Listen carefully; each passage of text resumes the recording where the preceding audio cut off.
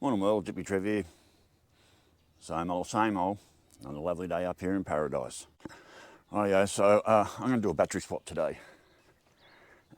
These are definitely bigger than what's coming out. I'm going to keep those two. They're my 200s. I'm going to replace them with my 120 amp hour batteries. Hopefully they're the same width, but they definitely are longer than those ones, so that should be good. Now, someone made a comment about dangers and stuff and fire hazards, and I know what I'm doing maybe, well, I don't really know what I'm doing, but I should be warning others against, I don't know what he was trying to say, but anyway, I guess the warning should go out, don't do this at home, don't know. Anyway, I just make things work. Use what I have, what I've got, and I make them work. So anyway, the first thing I do for this battery swap over is I've got to kill everything. So at the moment we've got around 20 amps coming down, all panels are up and running, and we've got 13.5 volts in the system. At the moment I'm running on my 2000 watt inverter, which I'm about to change back over to mains because I'm going to shut everything off. I always turn the stereo off because it doesn't like the changeover, so turn the inverter off, flick over to mains. Now, everything's sub-boarded. I've got certificates for all this. There's the mains to 12, like you got mains off, and then you got 12 volt system, and then I've got my inverter. So radio. For those thinking it's a complete fire hazard, it's not. I've got safety switches, trip switches. This was a professional build out, and everything was certified at some stage when I first bought the bus. So radio. Next thing to do is we kill my front solar panel up here. That is now off, so we've dropped a few amps. And all the rest of the panels run down through this setup over here. When I got this bus, it was just a big, shoddy bunch of bloody cocky weld soldering, so I've cleaned all that up and added all that in. So, yep. We've just killed the power, so no power coming down, and also my line coming up to my Plastronic regulator. I turn the power off to that. So whatever I do down here does not disturb what goes on up there. It doesn't. I've isolated all my power supplies, so now I can just safely start undoing my battery lines and getting that next lot of batteries in. So.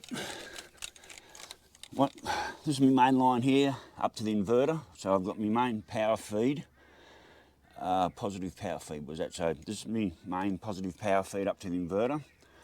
This is a negative feed up to the inverter, which goes into a shunt. So it's slightly filtered up to the inverter. And yes, that's getting replaced with a proper trip switch. That's coming in next week.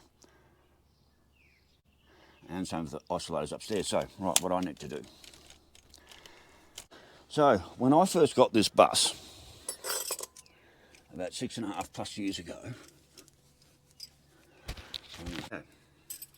so when I first got this bus 6 years ago, she was 100% standalone. It had a good quality, but only a 1000 watt inverter, and that ran a 212 fridge freezer, which I'm still running today, which came with it. That's like fucking size.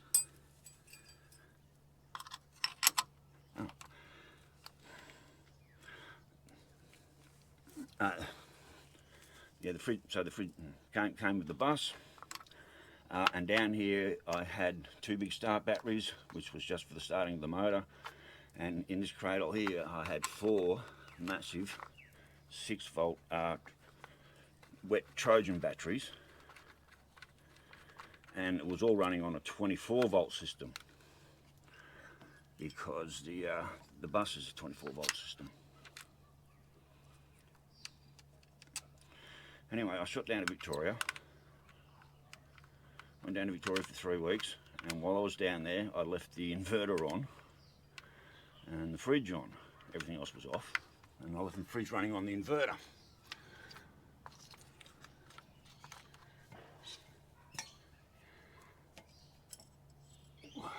while I was down in Victoria.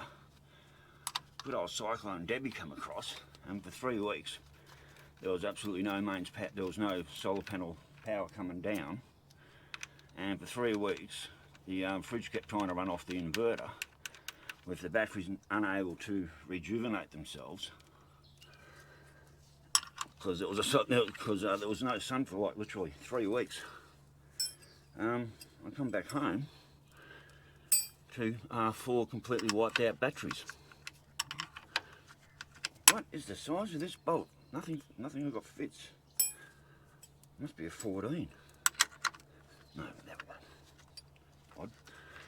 So yeah, I wiped out 4 massive big 6-volt Trojan batteries. And the replacement value was around $2,300, I think.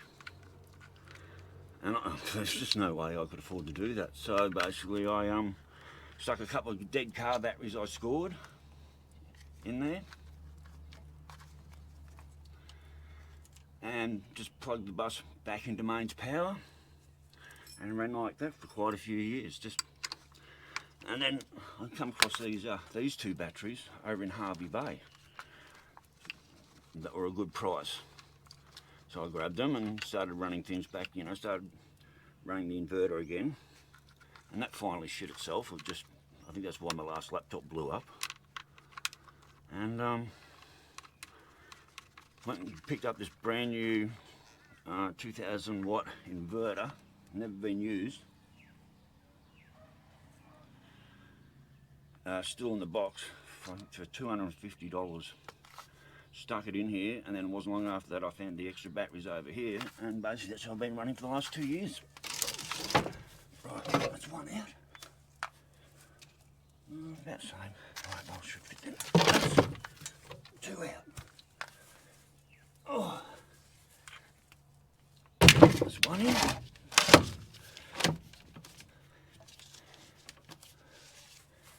Fucking weigh a lot, I tell you. Oh, Jesus. It's not a very... Oh. That might just have to stay as it is. Holy shit.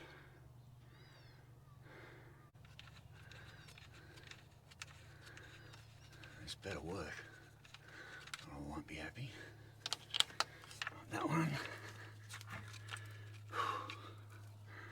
I was getting nervous about doing this stuff. I don't really like playing with it. I don't want to go down the lithium road. I've got a Plastronics regulator up there, which is actually quite a good quality regulator, and I don't want to be getting rid of that. I'd have to do a bit more rewiring. But yeah, so when I got this bus, she was completely standalone. And because I went down to Victoria for 3 weeks, and what I should have done was just can't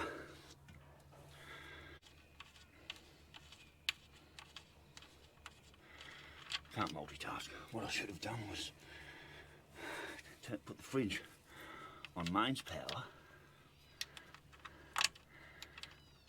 and the batteries would have been saved when I got home because nothing would have been running off them. But anyway, the guy who put this system together, when I got it, was just like, oh my God, you think I'm dangerous, mate? You should have seen what the system looked like when I got it. I've improved it no end. Now the bus does start and run. I don't need to drive it at the moment. I haven't started the motor for quite a few years, but it's a 466 diesel. She'll have no problems firing up when it's ready to go.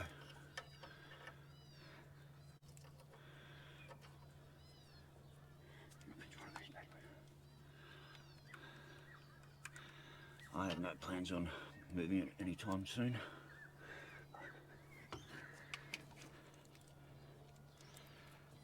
So,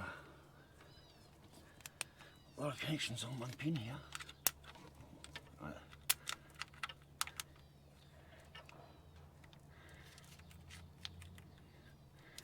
Everything should be off. It shouldn't have sparked. Turned everything off, that should not have sparked. Power, power, power. Fuse is held. I guess it says what happened when I turn them on.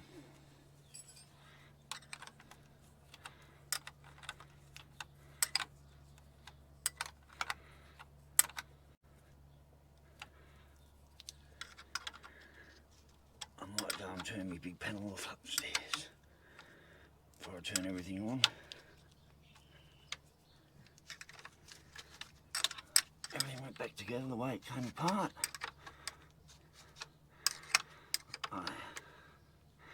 Yes, I hate making changes. I really don't know why that sparked. It shouldn't have. Everything's turned off. There shouldn't have been any spark there.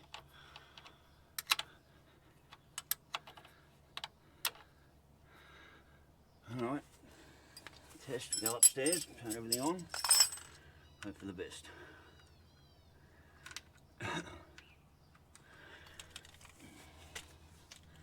Everything's done right. Yep, native, all the powers are right. That's everything how it should be.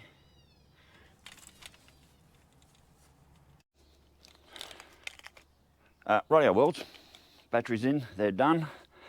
Everything looks to be done complete, so now it's time to go upstairs and fingers crossed everything's working the way it's supposed to be. I don't know why I always get nervous around these times. I just don't like changing things, and you know, it's pretty easy to fuck this shit up. So, but anyway, first thing first, let's hit some power. And we have 13 volts in those batteries down there. That's a good sign. Kick on the solar panels, and here we go.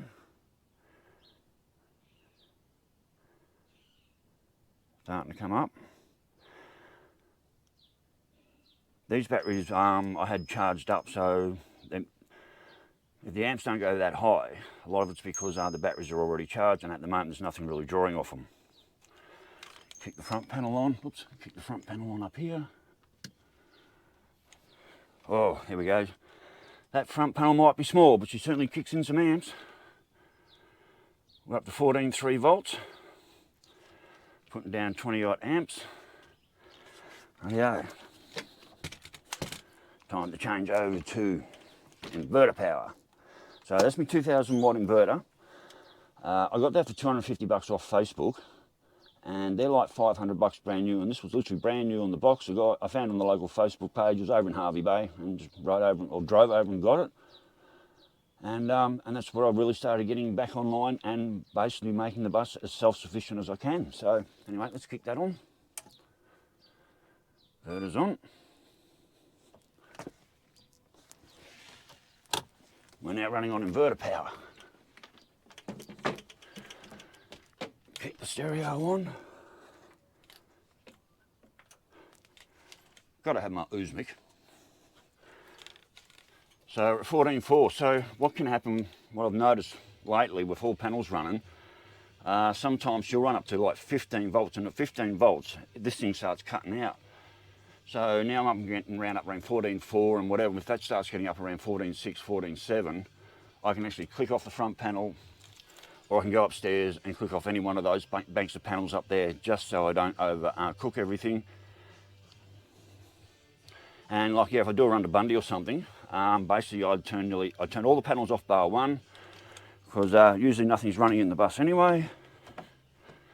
So just to save overload, just turn all the panels off, and when I get home I turn them all back on it, you know. So I have had fuses blow down here when I've come home with all panels running. I've popped the fuse down here, there was just too much coming down. So yeah, best to I like doing everything manually. Same as, like, you know, I've got those oscillator switches up there. New ones are coming in next week, along with that big fuse. And basically I can get up there and turn each bank of panels off as I need. To try and run kill switches and everything leads that far down into the cab, more holes in the roof. It's not that hard to run up a ladder and turn those, it's not hard to run up that ladder and turn them panels off and on as I need. So And yes, back to the solar panels. Now, Brother Ross, thanks for dropping in yesterday, mate. That was just so cool. Absolutely love them. So yeah, it was so cool seeing Brother Ross yesterday, and we had a big chat about how I'm going to mount my solar panels up there now. I've just got to work out in what configuration. And we had a big chat about how to secure them to the roof so they don't cause big rust holes again. There's all the feet. They just all need cleaning up, and I think there's all the feet. So I think, as you can see, nothing was done to them. They were just riveted straight up to the roof. So I'm going to clean them up. I'm going to prime them. I'm actually going to paint them all fancy colours, match the rest of the roof. So same as oscillator switches, I'll pull them back off and they can be painted fancy colours. So there'll be fancy legs attaching the solar panels to the roof. I was just so lucky the other day when that storm come through. I'm sitting in the bus, the wind's howling, I'm just thinking, yeah, at any moment those panels are going to go for a little bit of a fly. But anyway, they got through it, but it also put an urgency into, yes, now the batteries are in. Now the batteries are in. I'm going to have a couple of days off because I am sick of tired of going up and down that ladder. I'm going to have a couple of days off and then seriously get in, clean up those legs, get them solar panels secured to the bus roof. And just like the batteries, it's just another job I can tick off the list, and then it's back to that dreaded hole. What to do with that hole down the back of the bus is like the dreaded hole. What to do, what not to do. I've got time on that one. Yeah, it's sort of like there's an opportunity there that I could literally let go. I don't know, anyway. So anyway, well, that's it. Battery job done from today. I'm really happy. The next test will be tonight when I run everything, run the tally, the stereo, and just everything I normally run overnight, and run everything I normally do of a night time anyway, and see at what point does the inverter start going, I'm out of power. So anyway, worlds, stay safe, keep your knees in the breeze, and I will catch you later. Bye.